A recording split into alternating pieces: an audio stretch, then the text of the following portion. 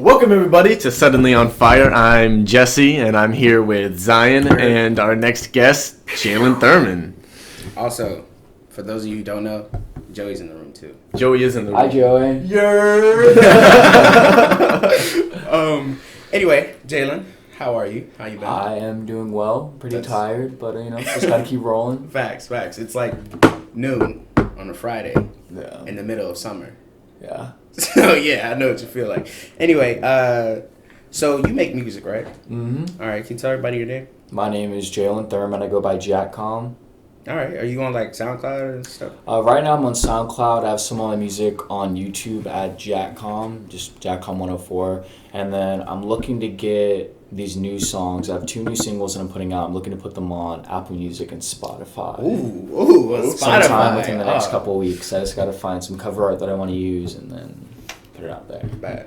So you've contacted Spotify and everything already? And I wanted to work with this independent distribution service called United Masters. Some of my other friends, they put out their music through there, so I was like, okay. So what they do is that they don't charge like an upfront like $50 per track or whatever. They do like 10% of like your revenue is what they'll take. Okay. So since I'm just doing like 2 singles, I think it's best if I just do it through them. So I'm okay with 10% being taken because it's just 2 songs, you know. Yeah. But if it was like for like a whole album, I think like the $50 would be best just to put that out there.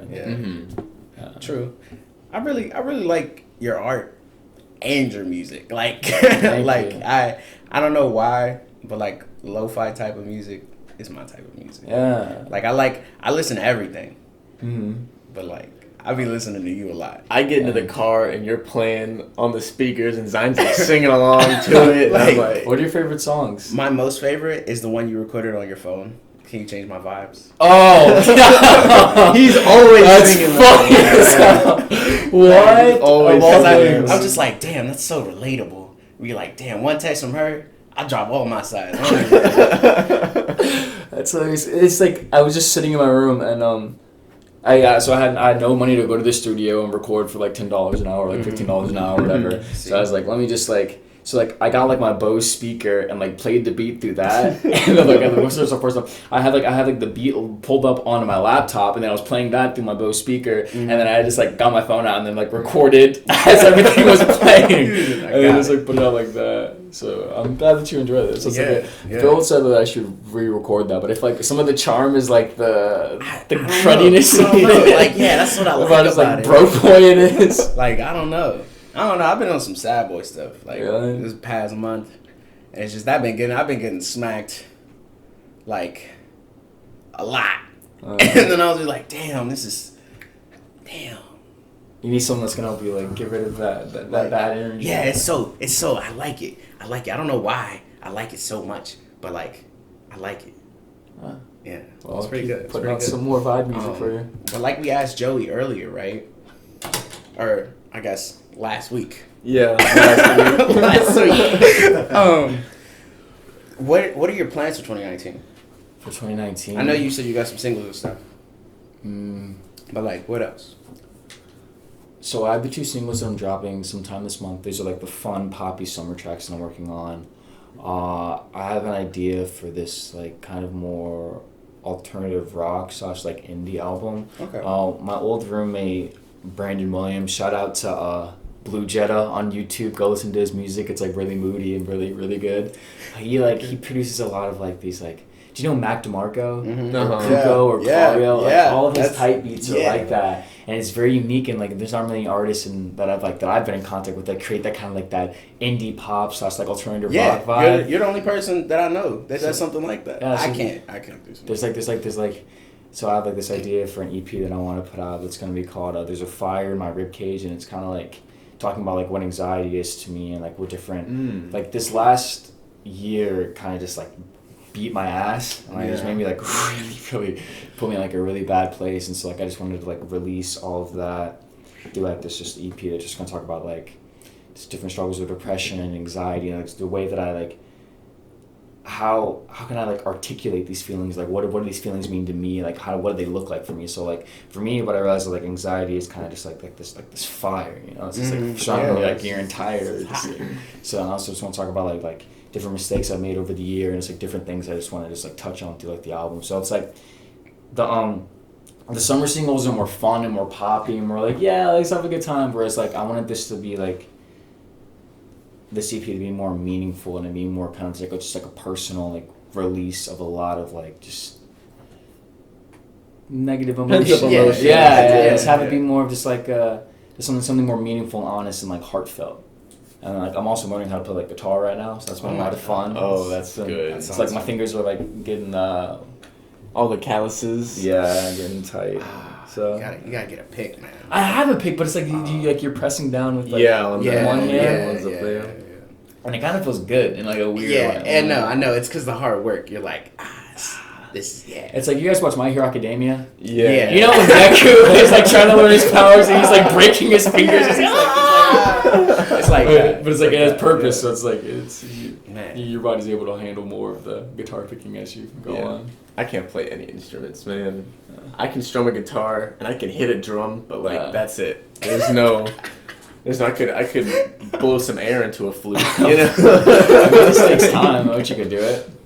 I guess so. I don't think I really need to learn an instrument though. You know, have fun with it. Have it be like a hobby on the side. Yeah. Like Joey said, this is a hobby because we don't have any money from it. But we will get money. I mean, it's still something. It's something. Building. It's just building. We just waiting. Yeah. Oh yeah, I'm gonna wait.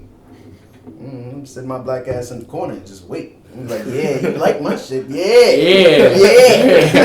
You sit there and plot, twirl your mustache a little bit. Yeah. Oh, but Zion has a pencil mustache. Oh man. You need to get like the top hat as well. No, we figured out the monocle. The monocle, the top hat, and the pencil mustache. Oh man. Yeah, I know you like my shit. I have to re-get the pencil mustache near the end of summer. I forgot who I told I was gonna do it, but I was like, all right. Oh, it was Nate. Nate was like, when he came home, he wanted to throw like a 1920s type of party, and he was like, we all gotta like OD, and I'm like, all right. I don't even know what's in the 1920s. Pencil mustaches. Okay. Lots of alcohol. Lots and lots of alcohol. And is that when it was illegal? Yeah. Was Prohibition during the 1920s? Yeah. Yeah, it was. Because the flappers and all that shit. So you have like the mafia, Al Capone, probably the 20s, right? Yeah. Pencil mustache. Look at that.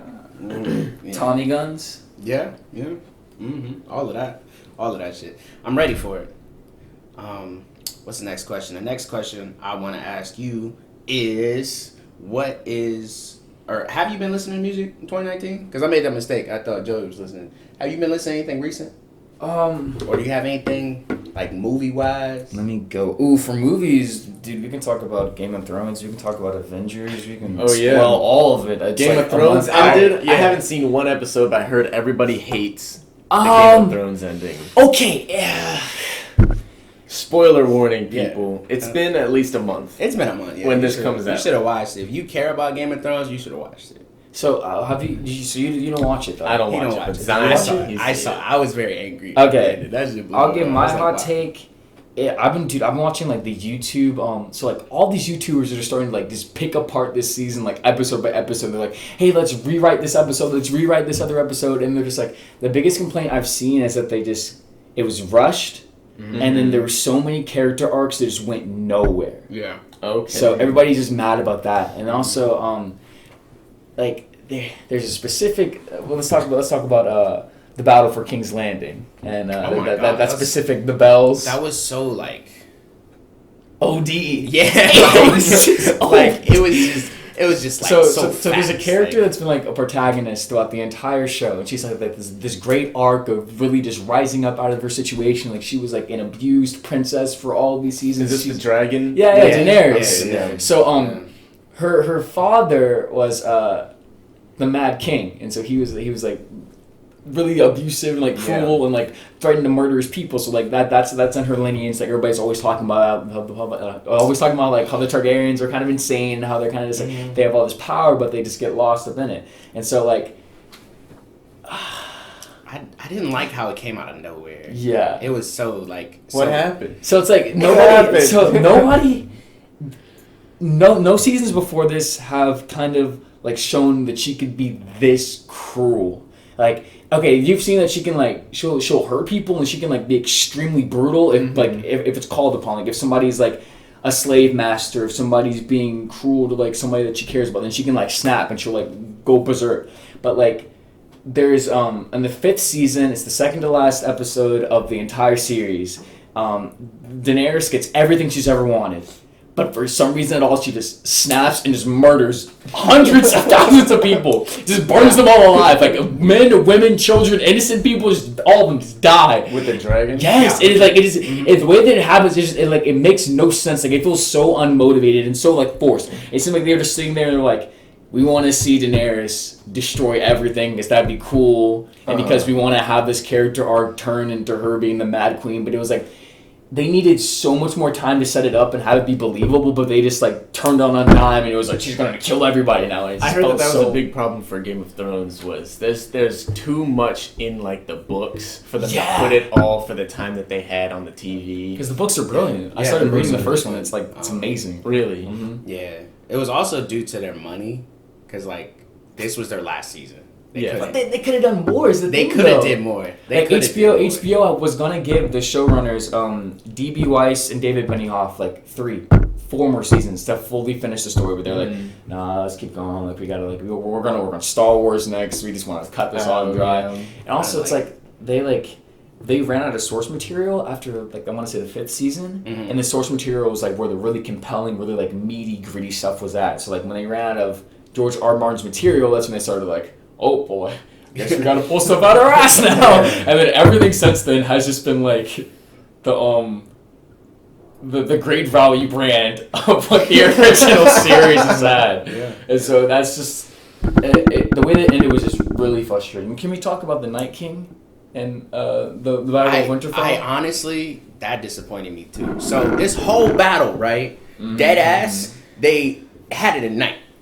But what they didn't do, they didn't make it so you could see it. So it looks like you're just watching 35 minutes of darkness. like you barely see him. You're like, oh no, he died. But how did he die? Like, and it's just that whole thing. And that really irked me. Because like, I dead ass low key thought that the night people, the White Walkers. The White Walkers. The night people. That's racist, son.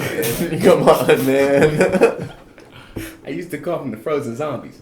But that's a good description. I thought they were gonna kill everybody. Cause like the way that'd have been so ballsy if they ended the show by everybody dying. Yeah, like when was the last time this happened? Cause like they're showing all these powers. They're like, yo, winter is coming. We need to like fight these guys. They weren't even like the guy together. turns a dragon into like an ice dragon, right? Yeah, that's like the hypest moment. Yeah, like, and I was just like, all right, bet. Like we're about to see a dope ass fight. We don't see a dope ass fight. It's just all dark. It was a good fight, but it just wasn't Game of Thrones, you know? It wasn't. No, like it wasn't. And then who died? That's the thing. It's like no true main characters got murked. But it's like the thing about Game of Thrones is like it's supposed to be this realistic, like gritty world. Like if you make a mistake, like if you don't play your cards right, you're chopped. Like there's no remorse. Like you're just done. Yeah. But it was like in the Battle of the Winterfell, how like 90% of the time our characters are being swarmed by these zombies, and like you see like all these shots of them like covered in zombies, and it's like they're dead. Like they're not going to survive this. Like how are they still alive? And like you cut back 5 minutes later, they're still doing the same thing, surrounded by zombies. Cut back 5 minutes later, still surrounded by zombies. And it's like that's not Game of Thrones. Like if this was really the realistic like fantasy world that they set up, then it's like as soon as you're in the situation and you're not strong enough to fight, then you're gonna die. Like it's just kind of bullshit. So. Like the thing that really threw me to Game of Thrones. So their first main character. Ned Stark, Sean Penn, right? So he literally died in the second episode. So does the first JoJo. yeah, it's crazy. And like that's what I liked about it, because I was like, all right, cool. So anybody can die, nobody's safe. And then that's why this last season really like hurt me.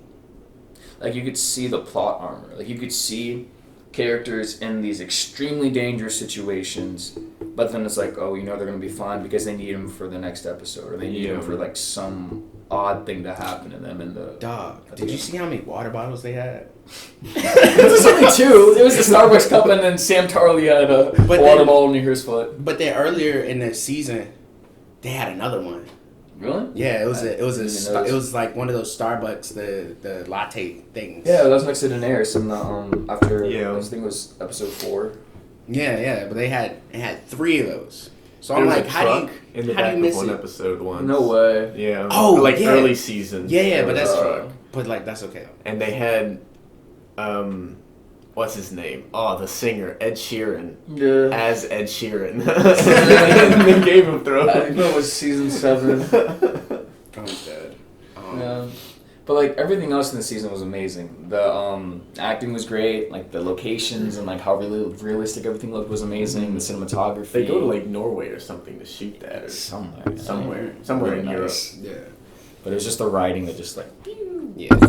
But like putting trash aside, because I still want people to watch Game of Thrones. no, that's an amazing show.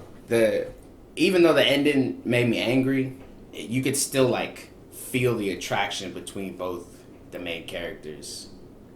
Like, Jon and Daenerys. Yeah, Jon and Daenerys when he kills her. Cause so Daenerys gotta die. Ooh! Spoilers, yeah. It's okay. Like I said, if you care about the show, you would have already watched it. But anyway, Daenerys gotta die, so Jon was like, all right, let me go kill her. And since they're both kind of the main characters, they have like this love attraction. And like he was like, all right, look, you're tripping. Stop tripping. She's like, I ain't tripping. I'm gonna burn everything. And then he kills her. And it's just so sad. Cause After like, she burns everything? oh yeah, no. Definitely after. Because after he was like, all right, she's serious. Let's go stop But I mean, her. it takes him like half an episode for him to be like, oh, I'm gonna go kill her. Like Tyrion, his sister has to talk him into it. He's like, oh, I'm gonna serve her. She's my queen. But it's like, dog, she murdered hundreds of thousands of people, and she's planning on taking over the rest of the world. Like, you have to do something. Was Tyrion killed? Or did they just send him to jail? At the end of the episode, or Yeah, like at the end of middle? the episode? Because He got released. He became the hand of the king again for Bran the Broken. Oh yeah, because Bran, virginity wins, man. Okay. Virginity wins. So man. a big part of the story is like who's gonna sit on the Iron Throne in the end, and so like you have all these possible contestants, and everybody's just fighting and dying to get there. The Mad King sat on there originally. Yeah, he's. Okay. But so what ends up happening at the end? Who gets the Iron Throne is Bronn, and he's one of the Stark boys. He's one of the he in episode or like the first season he gets pushed out of a window and he's like crippled. He can't walk anymore. And so his entire story arc is how he gets these like insane spiritual supernatural powers. We can like control people. Oh my God. He becomes this thing called the Three-Eyed Raven. So he's like kind of like the Buddha where he's like, I want nothing anymore. And this entire arc is like he gets to this like enlightened state of him like reaching nirvana or whatever. Like he's not really Bran anymore. And it's like he gets the Iron Throne, but like a second earlier, like or an episode earlier, he was talking about how it's like, oh yeah, like I don't want to be Lord of Winterfell because I don't want anything anymore. Like I don't really want leadership or titles. He's like this like ascended being. But then in the end, he gets the Iron Throne. And then on top of that, when Tyrion asked him like, oh, what do you think about this? He was like, why do you think I've come all this way?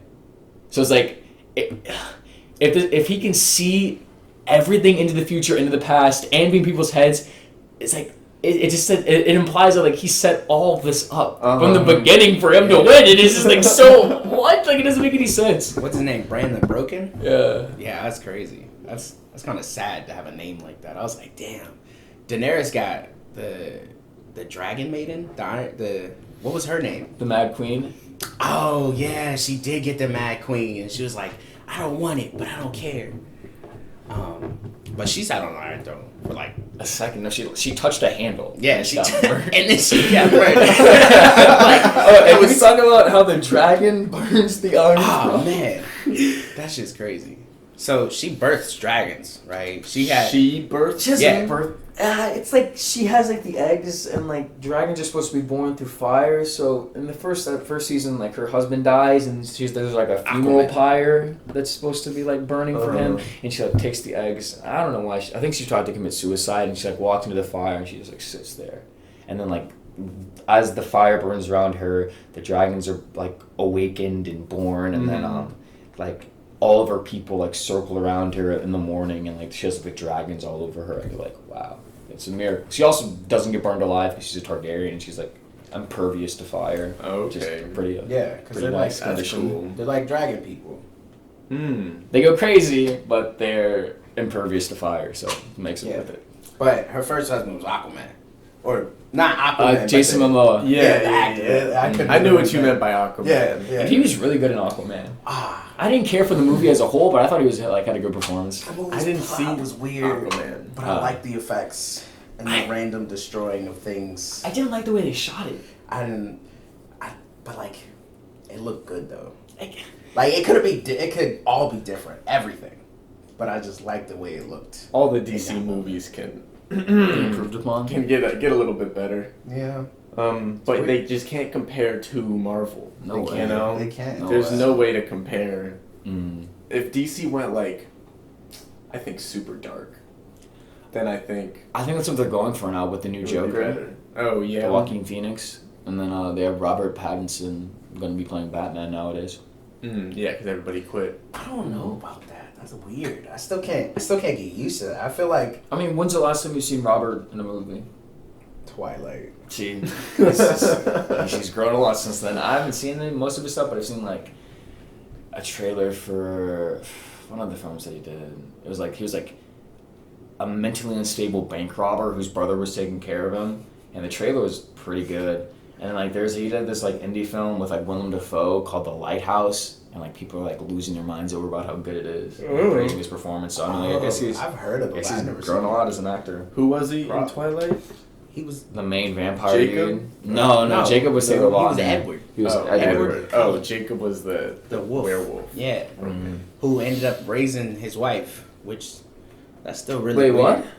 So at the end of Twilight, spoiler alert, Bella has a daughter with Edward, right? And so that's supposed to be Jacob's daughter. I mean, his wife. It's supposed to be Jacob's wife. Because she grows up in like 12 months to be a full-grown, like 30-year-old looking woman. And it's, that's what I said. So like he's raising her as a kid to be his wife. That's like Leonardo DiCaprio shit. Yeah, and little baby, and then he sees the vision. He's like, all right, bet she about to look bad as shit, and then he raises her. And that's you what know happens. beforehand it's okay. If you're like, I see it. It's now. really weird. It's really weird. It's gonna be a thotty with a body. You know? Yeah. I was watching this one interview with Robert Pattinson, and he was talking about like the Twilight movies, and he was saying how like Stephanie Meyers, the girl who wrote it, like envisioned herself as Bella when she wrote all of this 50 Shades of Grey fan fiction. I get to see like how uncomfortable he was after the fact to be a part of all of it. He was like, yeah. Vision as herself. I mean, life imitates art. Who knows what was going on in her life? I remember there was a girl in high school that put in fake vampire teeth and pretended to be a vampire. That's different. Suck some people's blood, you know. No. Is she really? No, I mean... She tried to. She tried to, probably. She used listening, so she's like, hey, I'm gonna bite you. Did she have consent? No. Oh, she didn't bite me. She didn't bite nobody. She goes to VCU. Oh. I've seen her around a couple of times. At least last year. I don't think You I guys saw still her friends? this year. No, she moved away in like middle school. 7th grade, I think. I don't know. Because I remember you got a crush on her, and then she moved away like a week later. And then you're like, yeah, I don't know what I was thinking. The crazy ones always give me. Man. Yeah, that's crazy. You know what they say about them crazy ones, though. How'd you guys feel about Avengers Endgame? It was pretty good. I thought I really liked it. I liked Infinity War. I don't know which one I liked better because Infinity War, Thanos won in the end, and I really liked that. Mm-hmm. But Infinity War did so much, and despite everything, they still won in the end, which is like, of course, but they had to go through a lot to get to it. So it seems like a well-deserved win. It's not like the good guys just like use friendship and kill him like they do in Power Rangers. They did a lot. They worked for that shit. They sacrificed a lot. I mean, they lost. That's a demon. All the lights just went out. Well, it was good seeing y'all, but the whole library just turned black. Power or the backup generator just went back out. Oh, maybe it's it's a a good zombie thing. apocalypse. It's sometime. What would you do in the zombie apocalypse? Yeah, what would you guys do? Move to Southern Virginia, like the cut of Southern Virginia, like Radford area, and like meet up with my like long distant cousins and just live out there in the cut. That's fair. There's the show dogs. Dollhouse about like people getting like kind of turned into zombies, and the safest place was the country. Dollhouse? Mm-hmm. Was that written by Josh Whedon? I don't know. It's a pretty old show. My parents watched it years and years ago, but I remember it being like about these people being experimented on in this facility, and then they get experimented on to the point where they turn into zombies. Yeah, I hate zombies. So yeah, I feel like moving to the country would be a pretty good life. I'd raise dogs. Something like that. That'd be so fun. It's like my parents would never let me get pets when I was little, so like now if I was living out in the country during the zombie apocalypse, I would just OD on pets. Have like dogs and everything. Zombie fighting dogs? Yes. Wait, do you think the dogs would turn into zombies if they ate the zombies? Definitely. Yeah, but I think that's how that works. you might be able to like breed. I would use them. You know? I would use them to fight the human combatants, because in a zombie apocalypse, people are gonna be losing their minds over resources and like mob mentality and like all that kind of crazy stuff. So they would help me fight the human enemies that I would have, and they would teach me to they would alert me to when zombies were coming, or when but I would train them not to fight the zombies, because I don't want zombie dogs to. That's the worst. That's zombie that's dogs. You ever played I Am zombies? Oh yeah, I Am Legend. Just COD zombies. Oh yeah, and the hellhounds dogs there. Yeah. I couldn't live in the I Am Legend. Zombie vampires. They were doing too much. Yeah, that was too much. Yeah. They're like superhuman. Yeah, like they dead ass just mob together, and they're like vampires, but they're zombies at the same time. Mm-hmm. Yeah, which is weird. And then they're all smart. Understandable. They're all smart as shit. Like they just watch them. It's crazy. But they only come out at night though, so I mean, as long as you just don't go outside and block yourself away. Yeah. Did you ever see Warm Bodies?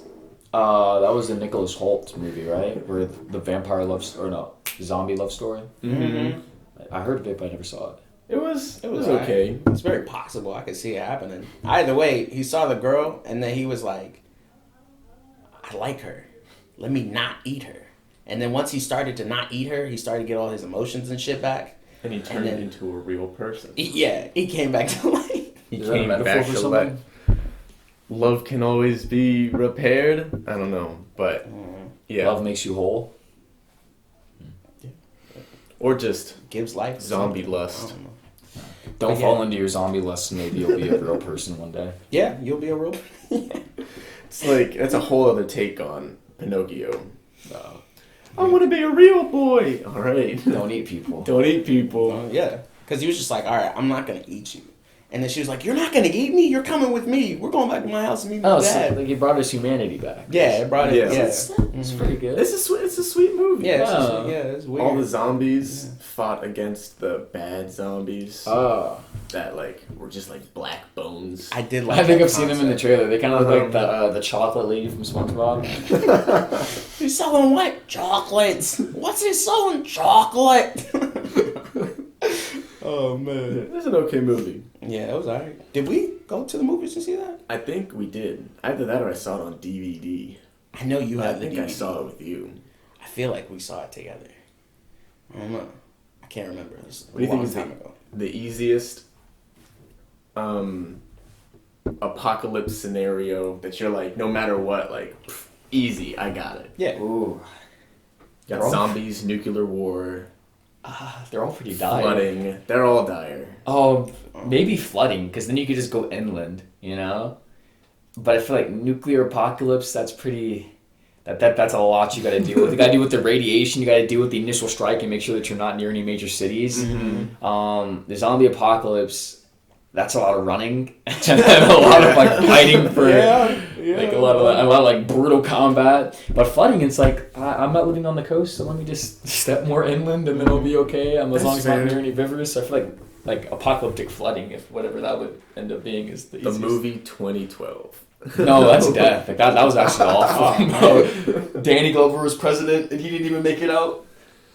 Nah, that big ass boat. It was that's what happens. That boat had to be as big as a country or something. But that's what happens when you Kodak drive a boat. Kodak Black. Kodak Black. When you drive a boat, that's what happened. 2012. What's another apocalypse? I know there's more. Independence Day, aliens. Oh, Yeah, aliens. aliens. All right. Super virus. Yeah. The coming of Jesus Demons. That's demons. is an apocalypse. Yeah. If it was the coming of Jesus, it wouldn't be demons. It'd be like angels and like Well, the like- wrath of God, which Yeah. even arguably worse than demons. Yeah. It's just like whenever Jesus show up, demons also show up because Jesus got to fight the demons, which is weird. So you have like God coming from the sky, but then you also have like Satan coming from the you're like hey, we say shit, no. damn. Imagine just sitting on your porch, looking out in the beautiful sky. The clouds start spinning. You see a giant ass hand come down from the sky, and then just like another hand come up from the ground, and you're like, well, the impact of their fists. Nuclear explosion wipes out half of America instantly. Turns everybody into zombies, and it floods. The purge, basically. An anarchy situation. Yeah, an anarchy situation. It's like no nuclear war. It's just like everything just. Trump and Obama get assassinated. Both sides go crazy. You did it! No, you guys did it! You guys killed Trump! You guys killed Obama! Rallying in the streets, machetes and everything. Oh my god! I feel bad for every interracial family for that then, because that's divorces all over the place. They can't handle it. I don't know. Or what about severe famine, starvation?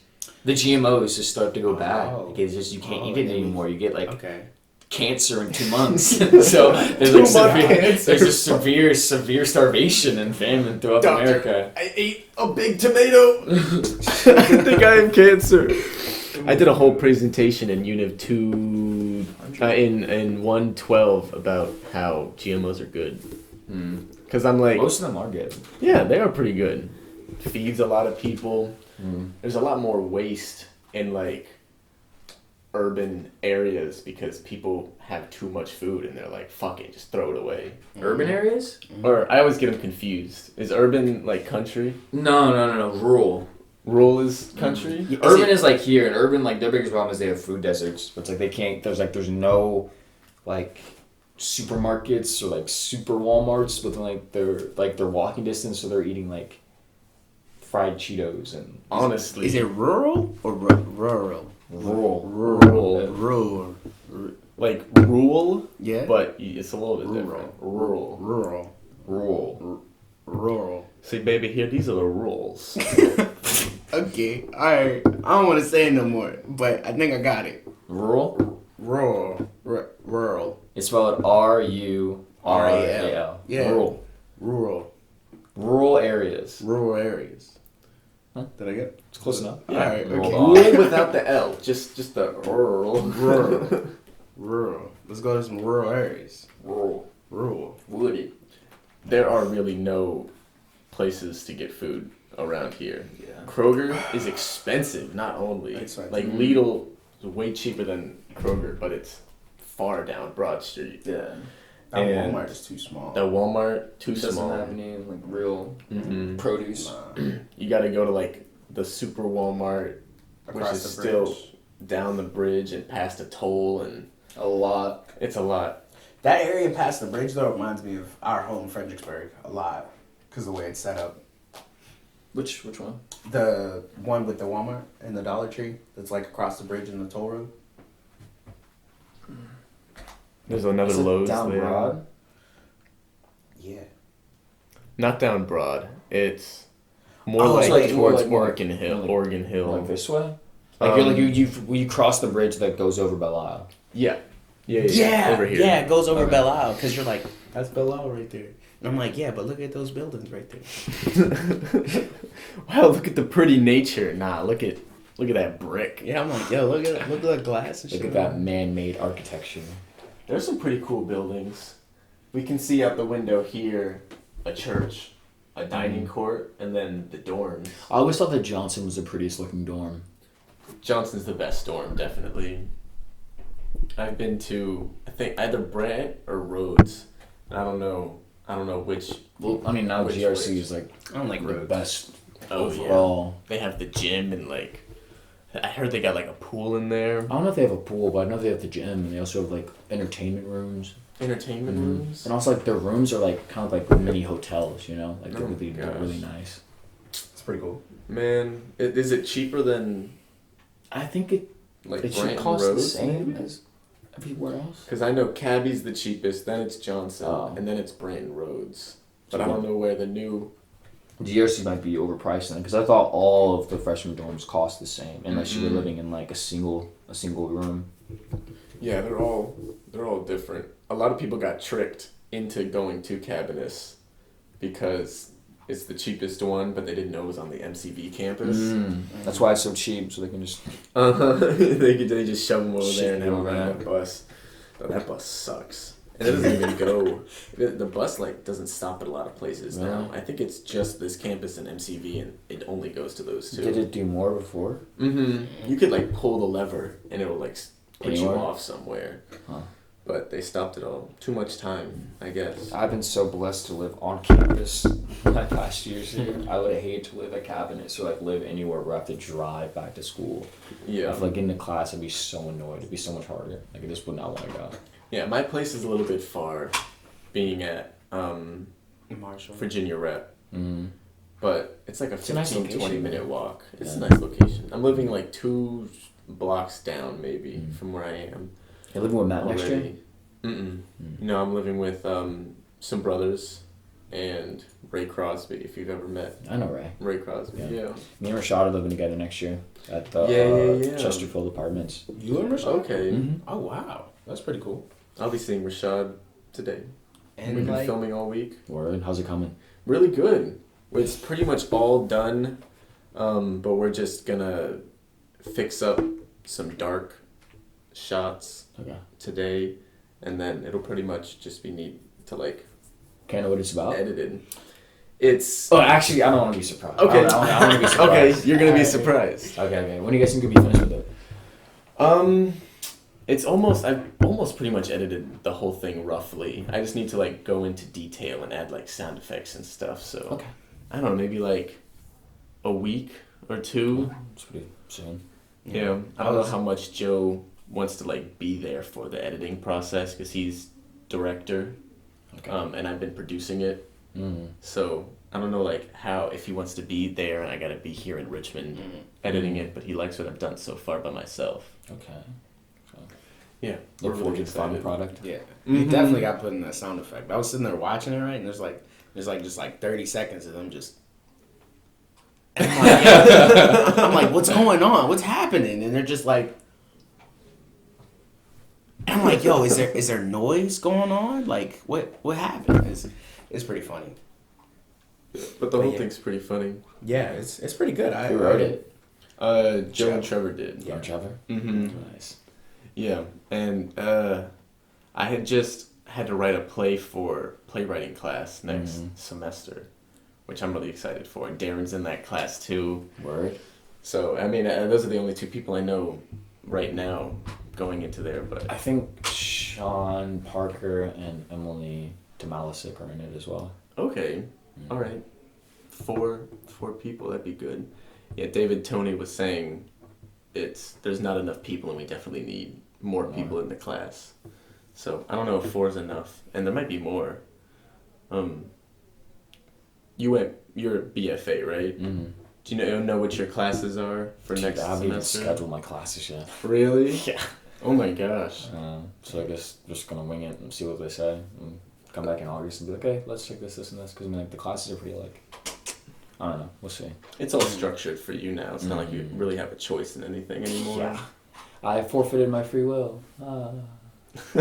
You did that during Three Musketeers. Oh, yeah. I've done that way more than I probably should have. Yeah. Yeah.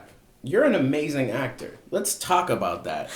So, your BFA, your Bachelor of Fine Arts, right? How did you get that? How did I get into like the BFA program? Yeah. Like, what did you do to get into the program?